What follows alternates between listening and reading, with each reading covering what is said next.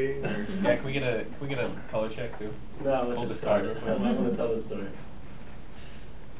Okay, so back a couple months ago, I went to see a movie with my cousin Dawson Robinson. It's called Limitless. For those of you who haven't seen it, it has Bradley Cooper in it, and it's really good.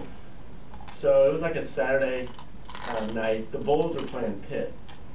Sorry, not the Bulls. The Butler Bulldogs were playing Pitt in the NCAA tournament. Big game. You know, I'm a good Butler fan, and I knew that they had like won a couple good games going up to that point, but I didn't have much faith. So I was like, you know what, I'm going to go see this movie instead of watch the game. Still a good decision, even though it was a really exciting game. So after church, me and Dawson go and see this movie called Limitless, and the movie was, come on. The movie was just incredible. Like I saw the previews before I went to the movie, and I was like, this looks kind of good. So I went and saw the movie, and basically the guy, Bradley Cooper, he takes a pill called NCT, and it's like this drug that makes him like super, and like everything that he does, like, you know, he's already kind of, well, in the movie he was like a slob, and then once he took this, like, he started being like a player, and going out and getting ladies, and then he started like making a bunch of money and stuff, because the pill like allowed him to use 100% of his brain instead of just 10%, which is what we usually use. So he started taking this pill. It's not good. And it's called NCT. So he took this pill from NCT, whatever, and, you know, it was awesome, it was awesome, it was awesome. But I watched this movie, and it was one of those movies where you watch it and you feel like you're the main character. It was like so just like captivating. So I felt like when he was going through withdrawals of NCT, I was like, you know, feeling like I needed my pill. It was like crazy. I was just so into it. And the movie ended, and then me and Dawson walked out and stuff, and we were just talking about how good it was. And so then we walked out and stuff, and I just felt like super me, you know, like my confidence level, which is like usually 100%, was now at unprecedented levels of like 145%. It was crazy. I'm not kidding. I felt like super smart. I felt just like untouchable. So we drove back to my house and stuff, and it was 10 o'clock at night, and he had to go pick up some of the Holwitz, you know, typical Dawson. And I walked back into my house. It's 10 o'clock on a Saturday night. I'm feeling jazzed, you know. Like we were outside. I was looking around. I thought maybe I'd go on a couple-mile run. I'd never gone a run. I felt like doing something, just maximizing this like power that I had from watching the movie. So I'm inside, and I'm like, I want to do something. Well, I got a text right then from this guy that I never get a text from. He plays tennis. His name's Chris Bertolini. Goes to Carmel. He texts me and says, hey, come to B-Dubs. I'm hanging with a few friends. There's 2 guys and 3 girls, and your girl's kind of hot. I'm like, Vamos, let's go. So I'm like, I'm about to use this NCT that I got. So I'm pumped. I hop in the car. I start driving towards B-Dubs at 146 and whatever that is, by Overwise and all that stuff. So I hop in the car, and we're going down, I'm driving down Meridian. And this was a couple months ago, but it was really warm. It was like 75, I don't even know. It was really good temperature. So I had my windows down. And when I'm at like 96 in Meridian, I notice a limo next to me, and I'm like, okay, that's weird. What if there's someone famous in there? And then I'm like, no, it's just probably typical, just normal people that have a lot of money. So I just notice it, you know, no big deal.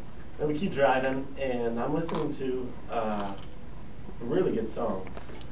And I have my windows down, and normally when I drive, like I might sing out to it just by myself, like no big deal. But I'm on NCT, remember? So I have my underglow on, and the interior underglow on. The windows are down, and I'm literally like just bouncing. And I'm driving, and you know, it was crazy. I probably looked like a lunatic driving. But I was absolutely getting into the songs and just going crazy, going baloney, going ham while I'm driving.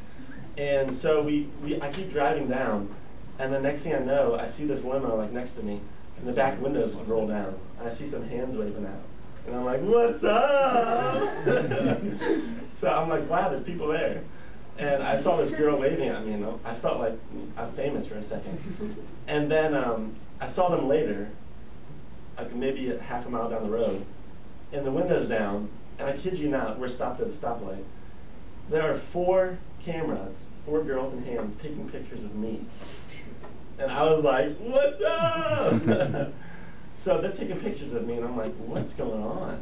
You know, maybe it's because I'm on MZT. I don't know, but they're trying to take pictures of me while I'm driving.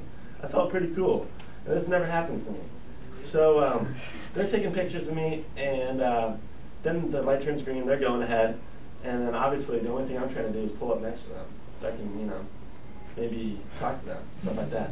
So we keep driving, and I'm still, and now I know that they're watching me. So whenever I pass their car, I go extra crazy with my dance moves. I don't know what I did, I can't remember. But it was something to the extent of a little bit of, I don't even know, just craziness. Yeah, so I'm going 60, you know, down this road, and for some reason the car decided to stay straight when I didn't have my hands on the wheel. But you know, I'm flopping, I'm doing all kinds of stuff. Really dangerous driving. But just because I know these girls are watching me and laughing at me. So then the next light, we pull up next to them, and they're like, we love you. I'm like, I love you too.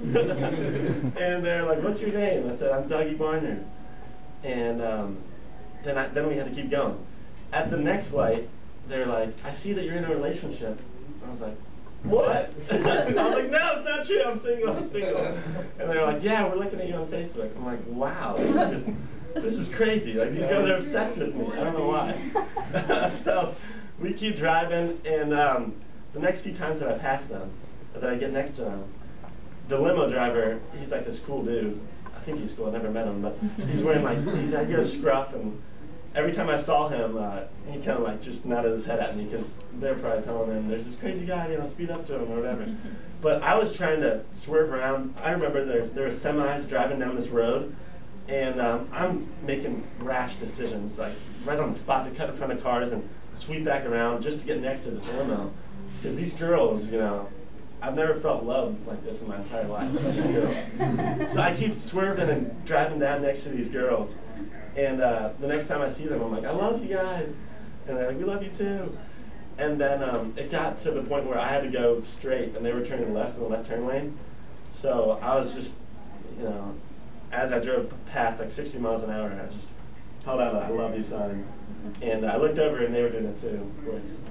So they turned left, I went straight, and I was like, that was just crazy. I can't believe that just happened. It was nuts. So then I drive to B-Dubs, sit down at the table, meet Berto, meet his friends, meet the girl that he said was cute. And was she? She was. Yeah. She had fun to tell. Indeed. So I tell the story again, and they were like, oh, that's so cool. That's awesome. And then that girl has attitude. She's like, oh, those girls are probably 12. No, come on.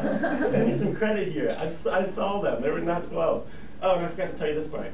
At one of the lights that we stopped by, I tried to get my Jeep over as close as I can to the limo.